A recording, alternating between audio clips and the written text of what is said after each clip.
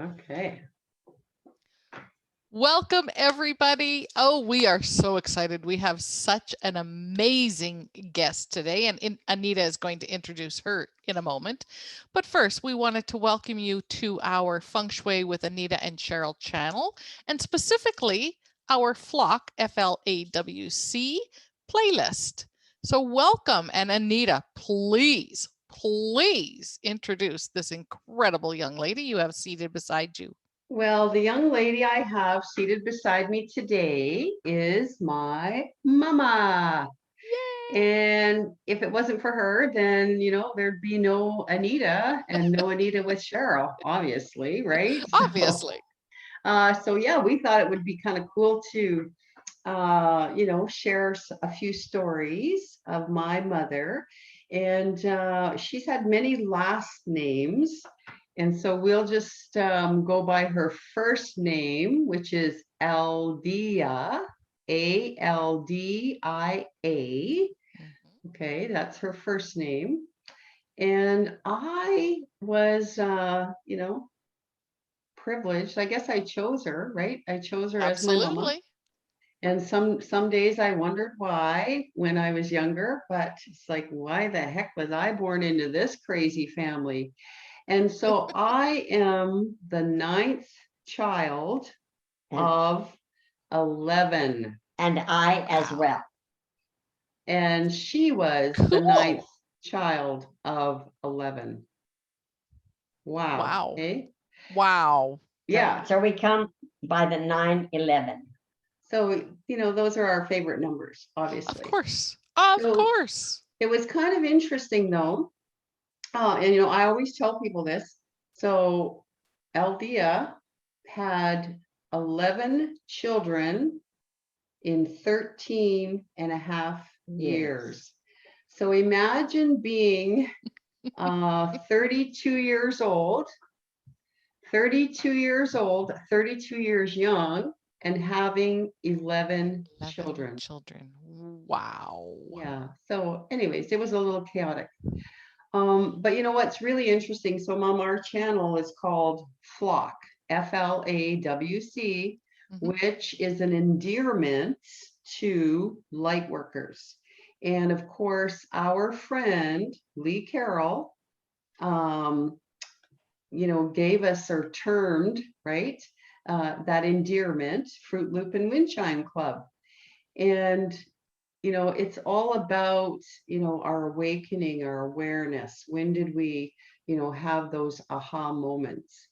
And I know it wasn't always that way for you, because you, before you met my father, your husband, Yeah. tell us what were you doing? And you have to look over there. I was raised in the Catholic faith and I wanted to serve God. So at the age of 16, I was able to enter a convent to become a nun because I wanted to serve God better. So a year and a half later, the convent the order I entered was Sisters of Mission Service. And Father Kugartz was from the North Country, had been up in the North Country, and he wanted some sisters, some nuns to be teaching or whatever because at that time it was the gray nuns. And the gray nuns were in their scope, their veil and their skirts and shirts, right? And he wanted somebody that would not be just totally attired to that habit. And so he wanted to have us in commonality. And so our normal dress was like nun, like wrens. We were like as if we were in the Navy. And so that was the journey that I succumbed on. And then at a year and a half, when I was getting ready to enter into my first vows, he suggested to me that before I did that I go and take 2 weeks off and reconsider what I wanted to do with my life. And he said, and pray on it, think of it closely. And so then it was through there that I met. At that time, my sister my mother had foster children. And one of my foster sisters was dating this young man, this gentleman. And so then my sister had him drive her up to visit me so I could get a perm. And so she brought me this perm, not come to give it to me, but brought me this perm. And it was there that I first met Joe. And then when I was taking this 2 weeks sabbatical, I'm going to say, away from everything, and you know, praying on my journey, he came to pick up my foster sister, and she wasn't home. And I said she had another date. And he said, oh, the drive-in theaters were just opening up then. And so he said, would you like to come with me to the drive-in theater? I was really thoroughly embarrassed. And I said, okay. And then he asked me what my future is. And I said, I'm debating on that. And he said, if you decide that you're not going back to the convent, would you be interested and see me once in a while?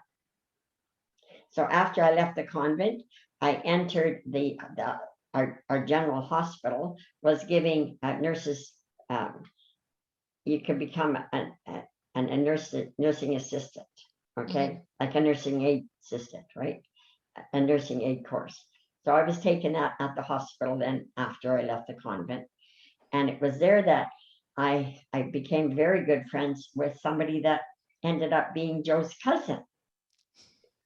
And so Florence had said to me, Aldia, why don't you come with me to the farm this weekend, because we're having a big celebration at the lake. There was this lake not far from, it was a central lake, something like Sylvan Lake would be, right? And it was in all directions. There was 3 different towns associated with this lake. So anyway, we went to the lake, and it was at the lake that he said to me,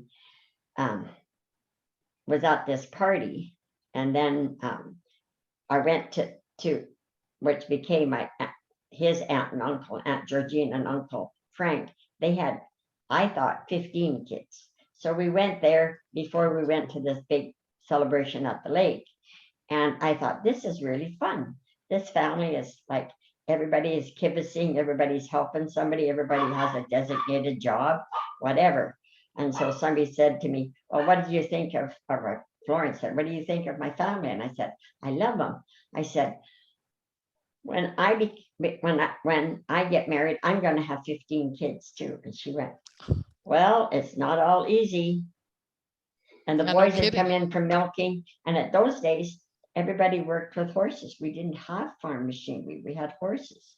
And they'd come in from putting the horses away and feeding the horses and milking the cows. And they'd be doing this with the foam on the milk pail before they put it through the separator, et cetera, et cetera.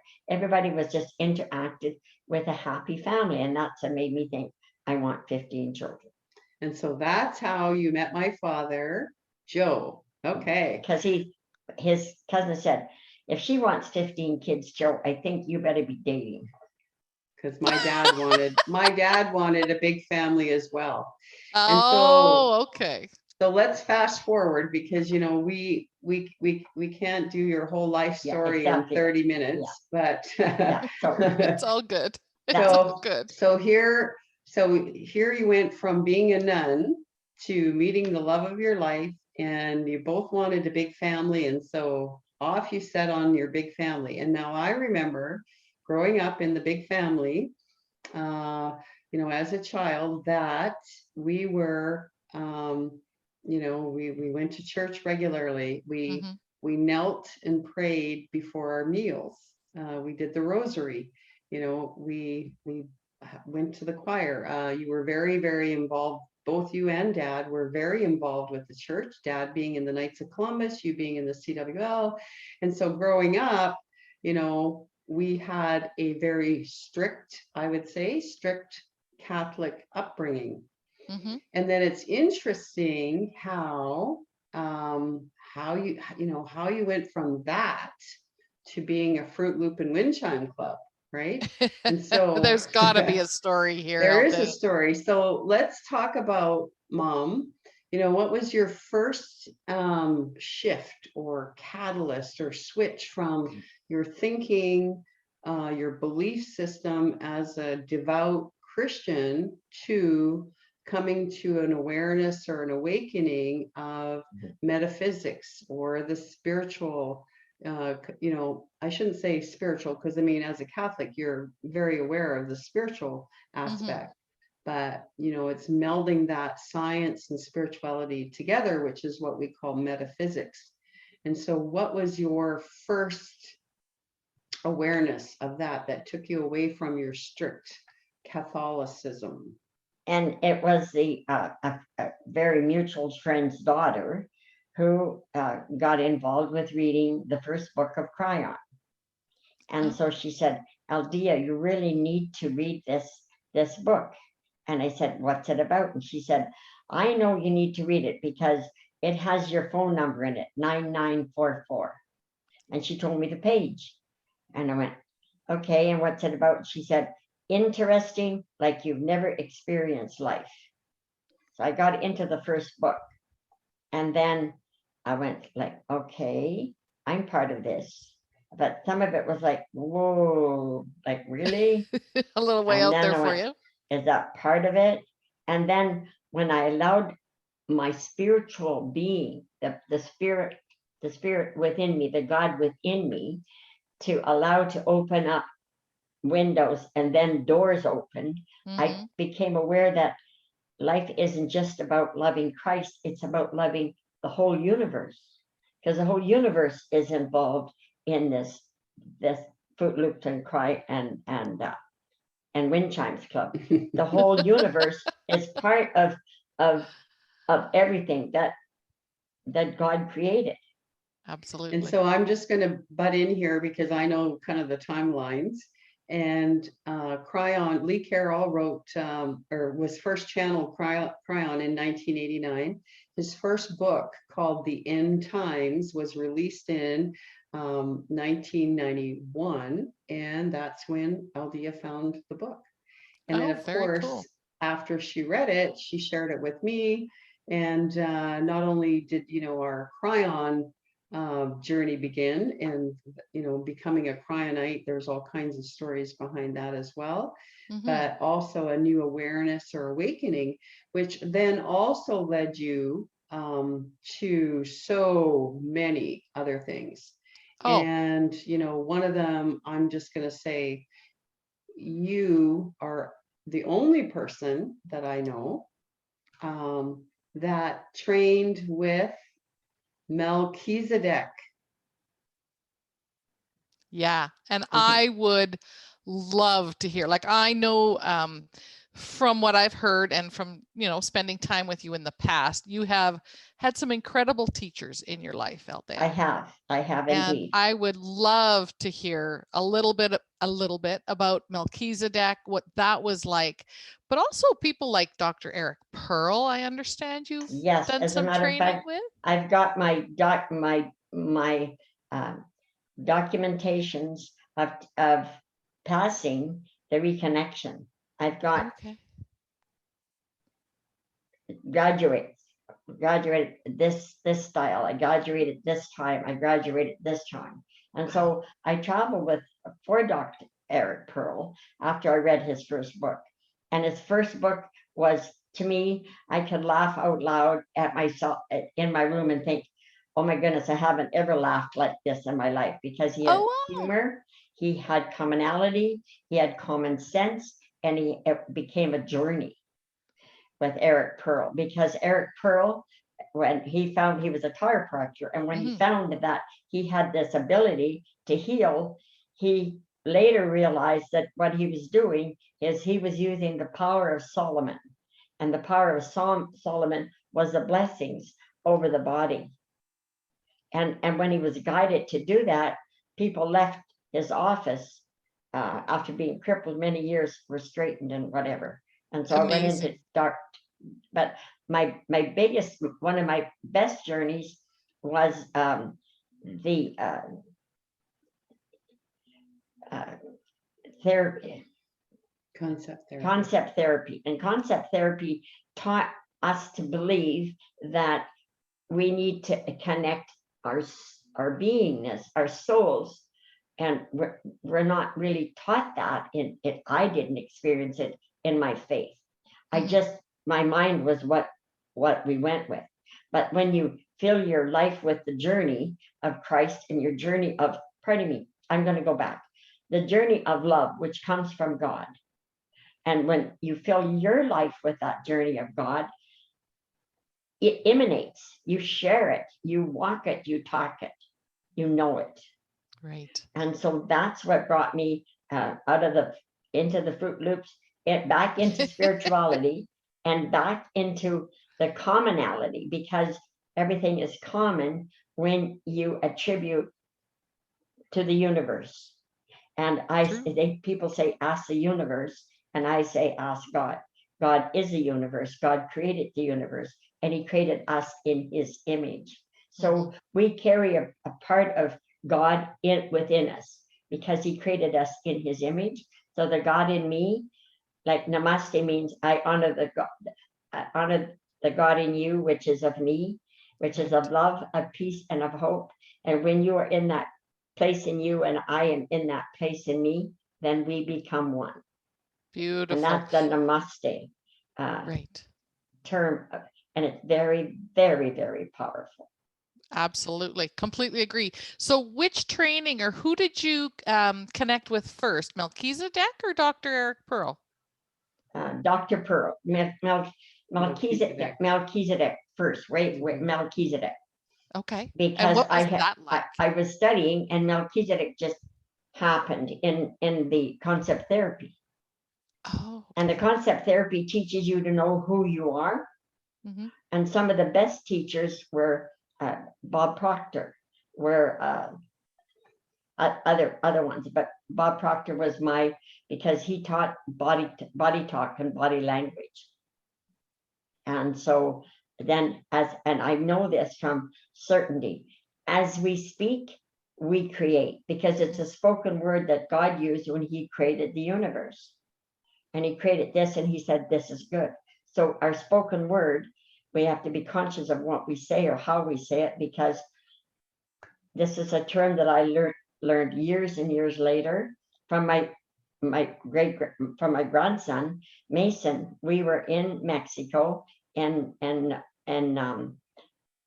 Mexican village, and on the wall in calligraphy was written this philosophy: be conscious of your thoughts, they create your words. Be conscious of your words, they create your actions. Be conscious of your actions, that will create your destiny. That's very similar to one of your favorite sayings, Anita, about peace on earth, right? Yes. And so that terminology alone means a lot about because people will say, oh, I'm going to give you a friend's example. Oh, my leg is bothering, my leg is so sore and it's so raw.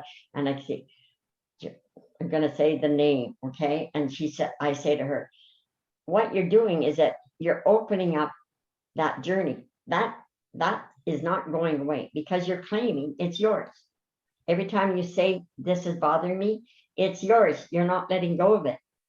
So when you bless this surrounding aches or pains or situations in your life, you bless them and you give them back to the universe, give them back to God. From God, they came to you to teach us something. And then when you give that back, you empty yourself of all this stuff. And then when you empty yourself, you're open then to receive more of God's love and graces. Beautiful. When you give, you shall receive. Yeah. Okay, so we went from being a nun to finding the work of Lee Carroll and learning all about Cryon, which led you to Melchizedek, and you actually got to hang out with Bob Proctor, I think. Oh, yes, I did. Several times. And then did your reconnective healing with Dr. Erik Pearl, and I believe those were three different sessions that to get your certification as a reconnective healer. And then somewhere in between all of that, you also became a Reiki master. Wow, I didn't know about the Reiki master part. And I became a Reiki master. And the very first time I heard about Reiki, it means Rei is light and Ki is energy. So the energy is Light energy. of the light, and the light is of God. And okay, and the light and then energy surrounds all of us, which we are can be attuned to. And attuned is like a blessing. Mhm. Okay, and so I took the first course of Reiki, second course of Reiki, and then graduated from Reiki 3 times. And Reiki is like a hands-on healing. And the first thing we learned was a verse from the gospel, is that in John 14, Christ said to his apostles, "Soon I will be leaving you." And they said, "But Master, where are you going?" And he told them, "To my Father." And they go, "But can we come?" And he said, "If you can come. In my Father's house there are many dwellings." And they said to him, "But who will heal the sick and cure the blind and make the lame walk?" And he said, "These," as he put his hands out on them, "these and greater things will you do if you call on the Father in my name." So when we do Reiki, we're remembering what Christ taught us. And that was like, I had, as Catholics, we didn't read the Bible because I grew up with the Catholic faith being done in Latin. And so reading a Bible was like not something that I became aware of. We did our vesters and we did our readings, but we didn't actually open a Bible and read it like verse for verse what the Bible teaches us, how we live in God's love. And so that became my knowingness. And so people say, well, it's evil and it's not right and it's calling in Satan. And my belief is, you don't ask God for an apple, he never gives you snakes.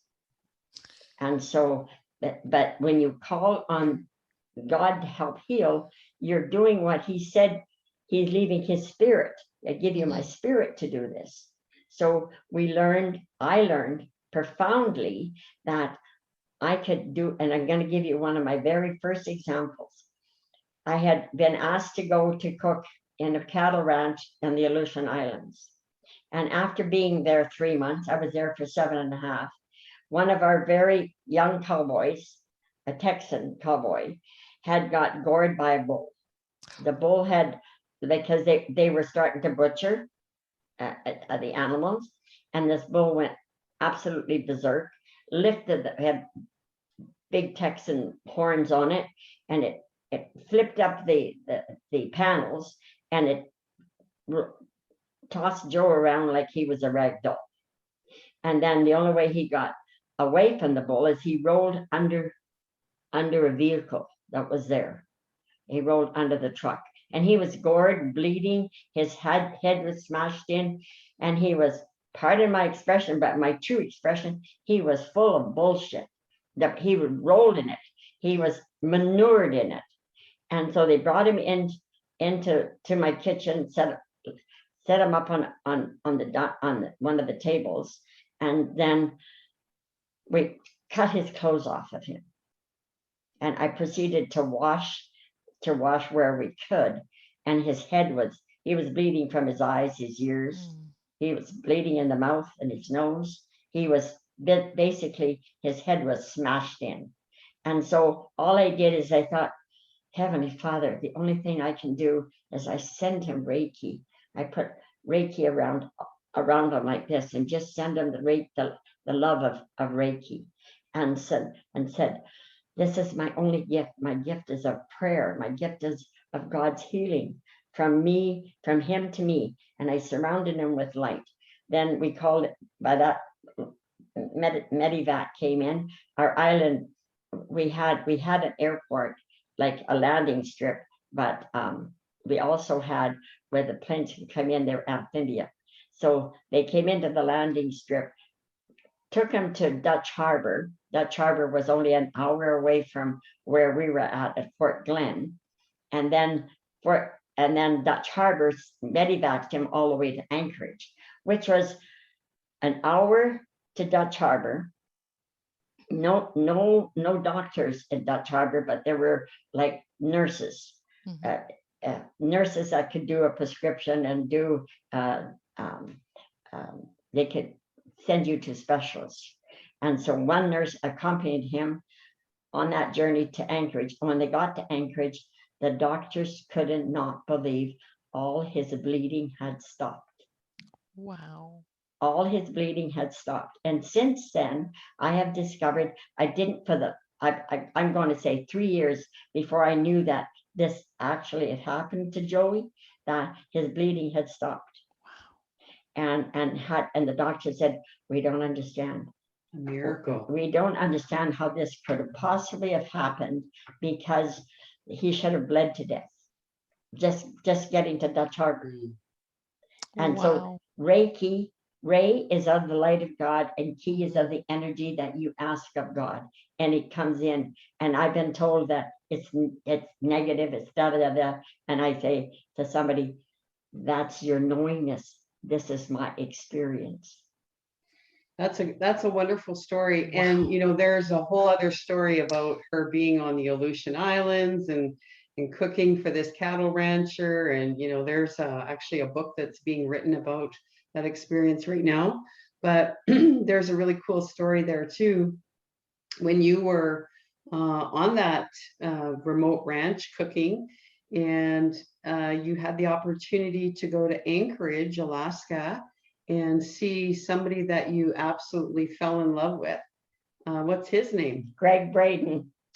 Oh, cool. And my first experience with Greg Braden was now to 0 Point. And he was given a seminar in Anchorage. And I was able to go to that. Nice. And so that was my first connection, yes, with Greg Braden. And she fell in love. Just saying, Greg, if you're ever watching this, well, you know, he knows now. And so that was kind of interesting. And Mom, something that she always says to people all the time, whoever she meets, is that God puts me where I need to be. God always puts me where he knows he needs me to be for his highest honor and glory and for the good of us all. And that is so, so, so true. So can I tell him the story about Greg Braden? Oh, absolutely. Okay. I think we need to hear this story. Okay. So the first time she met him, right, went to one of his courses in Anchorage, Alaska, 20 something years ago. And about 5 or 6 years ago, I think it was, Greg Braden was one of the speakers at a cryon event in Boulder, Colorado. And my dear friend, Dr. Amber Wolf, was hosting him. And I thought, and it was just right after Christmas, right? The first event in the year. And I thought, what a wonderful gift that would be for my mom for Christmas. Because I know she loves Greg Braden and Carroll. It just blow her mind, right? Yeah. So I asked my husband, are you okay with that? If, you know, Gigi, we call her Gigi because great grandma. And I said, if you're okay, I'm going to book a ticket. And he said, absolutely. So just, you know, again, some synchronistic events happened and different things, which I won't go into detail, but it ended up that our host for the event, Dr. Amber Wolf, was picking up Greg Braden at the airport. In Cleveland. No, in Boulder. But Amber was picking Greg up at the Boulder in Colorado. I thought we in Denver. And we flew to Denver. Right. Yeah. But so anyways, she was, and she asked me when our flight was coming, and it was within an hour. And she said, well, then I'll pick you guys up at the same time. Okay, perfect. Meanwhile, we had to go to Phoenix and catch a, you know, connecting flight to Denver. And unbeknownst to us, you know, we're sitting in the airport, we're waiting for our flight to go to Denver. And I know I haven't told her that Amber was picking us up and that Greg was going to be with and all that. Anyways, so we're at the airport waiting, and all of a sudden I see this man rushing to the checkout counter, at the airline, and here it is, Greg Braden. And he wasn't supposed to be there. But anyways, there was a storm and he ended up getting a connecting flight. Meanwhile, she has no idea that he's even in the airport with us or anything. And she's fussing with her little suitcase. I go up to Greg and I said, excuse me. And I had never met Greg Braden. So anyways, I introduced myself and told him that our mutual friend was picking us up at the airport in Denver. And I said, you know, I pointed over to, and I said, see this little white-haired lady over there? I said, she absolutely adores you. She's been in love with you for 20 years and we're on our way. You know, would you have a moment to come and say hi to her? And he said, no, because I just have this connect. I got to get all the flight thing. He said, but I will spend some time with her. Okay. So I go sit down. I don't say a word to her. She still doesn't even know anything about this. And because I'm a senior, I've got to butt in here a minute. Yep. Because I'm a senior, then they allowed me to go like after the First class. the first class people are on, then I'm allowed to go in. Right. So my suitcase wheel gets caught on the door, and I, like, as I'm going in, and I turn around to fix it up, and I look up, and Greg says, "Hi, darling." He stood up and blocked the aisleway going onto the plane so that he could greet her when she came on. Oh, how And precious. he actually, I think, Mom, the words he said was, well, hello there, beautiful. I've been waiting for you. And gave her a big hug and a kiss. And then she was just like, I think she could have peed her pants. She was like, and then, you know, the rest, you know, the whole flight. I just about didn't need an airplane to fly. And then she was telling everybody, oh my God, Greg Braden's on the plane. Oh my God. And people were like, well, who's Greg Braden? Like, because they obviously weren't part of our Fruit Loop and Wind Chime Club. Right, Yes. right. Yeah. Oh, And then I it got love better that. because she still at that point did not know that we were still going to be traveling in car with Greg and Amber to our hotel, which was 45 minutes away from the Denver airport. So needless to say, she got to spend a lot of time with Greg Braden that weekend. And that also, that trip to Boulder created a new friend, Greg Baca. Yeah. Yeah. So anyways, that's Very been cool. lots of fun. And now, and you know, I mean, again, you've had so many teachers, and then there's, you know, Dr. Todd and the Little Miriam Choir. You and I went to the very first one in 2012 in Maui. But we went first, we did some practicing at Leduc, and so Dr. Todd was there to get us organized into our places. And Lemurian Choir was amazing. There were over 900 people there from 90 countries, and by the power of 9 again, and 90 countries. And there were, and then we had on the 9th day, we had a celebration where, so we had if you were a tenor, or if you were a soprano, or if you were an alto, or you were a bass, they categorized your singing ability. So I had to move away from Anita because I sing soprano. Okay. And so I went into another. So we wore colors, different colors for different areas of our toning. And so the very last day, it was raining very, very gently. And we all got into this park. That's the best way I can explain it. And we toned, and it was like, oh my glory, like the angels were singing with us. We were singing through angel voices. It was amazing. And the toning is just using E, O, like the vowels. And you know, and when you tone with that, it just brings an energy around you that you can't explain. Wow. Yeah, So isn't the final choir coming up in February? So let me get this. No? They've changed it. So the first one was in Maui, December 21, 2012. The final choir will be in Maui in November of 2022. 11, power of 2, 2, 2, 2, 2. Yeah. They've had to change it because of, the COVID. Anyways, and you know what? People can go and search out the Lemurian choir, Dr. Todd Ovakades. You can get an example of what the tones are and all of that. So again, just Aldia, I another- have to say, yeah, sorry, Anita, go ahead, finish. No, just anyways, another interesting thing. Yeah. Oh, my word, woman. What a life. And we are so out of time.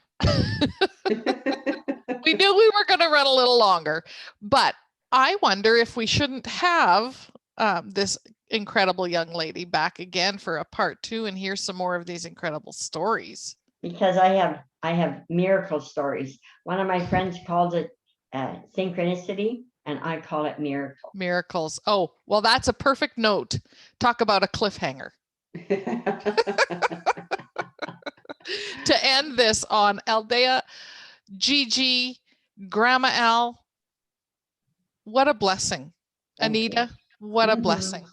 What a blessing. And I know everybody that's going to be watching this on our Feng Shui with Anita and Cheryl channel, the playlist. Welcome to our flock, Aldia. And I can't say welcome to our flock. You were probably one of the reasons for the flock. And my term these days is, people say, how are you? And my answer is, I'm too blessed to be stressed. Oh, And I borrowed that from a very good friend. And love it. quite a while ago, I phoned him up and said, I'm not giving you back your term. I borrowed it enough. Now it belongs to me as well. I'm too blessed to be stressed. Perfect. Okay, and at 86 years young, yeah, we'll do another little chit chat down the road. Absolutely. And based on what you teach us and what we've learned from others, Aldia, namaste. Namaste. Namaste.